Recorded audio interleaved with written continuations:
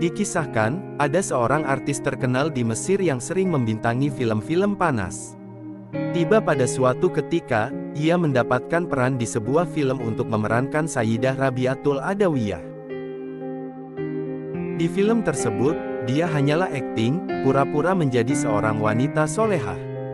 Dengan peran demikian, artis itu pun pura-pura sholat dan pura-pura melaksanakan ibadah-ibadah yang lain, termasuk juga pura-pura memperbanyak membaca sholawat.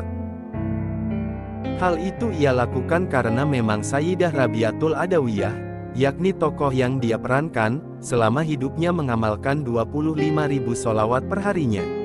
Mau tidak mau, si artis itu pun juga berpura-pura membaca banyak sholawat selama syuting film tersebut. Singkat cerita, tidak lama setelah artis tersebut menyelesaikan film yang memerankan Sayyidah Rabi'atul Adawiyah, ternyata dia bertaubat.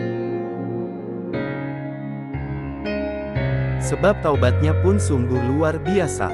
Dia bertaubat setelah diberi keberuntungan bermimpi Nabi Muhammad SAW pada suatu malam di dalam tidurnya. Setelah mimpi, dia mendatangi seorang ulama ternama di Mesir yaitu Syekh Mutawalli Syarawi, untuk membimbing taubatnya. Akhirnya, ia pun masuk Islam. Ada 3 pelajaran yang dapat diambil dari peristiwa ini. Pertama, betapa hebatnya fadilah sholawat itu, sehingga meskipun dibaca dengan pura-pura dan tanpa ada penghayatan sama sekali, ternyata telah mampu memberikan cahaya hidayah bagi orang yang Allah Subhanahu wa Ta'ala kehendaki.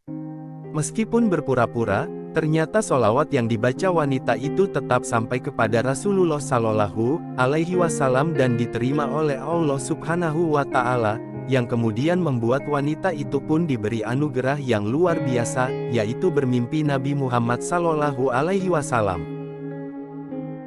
Kedua, hidayah yang didapatkan setiap manusia hanya langsung berasal dari Allah. Tidak ada satupun makhluk di dunia ini yang bisa memberi hidayah kecuali langsung dari Allah. Kiai, ulama, ustadz dan orang alim hanya sebagai perantara. Ketiga, hidayah Allah bisa hadir kepada siapapun yang Allah kehendaki. Meski para pendosa sekalipun, jika Allah berkehendak, maka tidak ada yang mustahil. Oleh karenanya, kita dilarang menghina siapapun, meski orang itu pendosa sekalipun.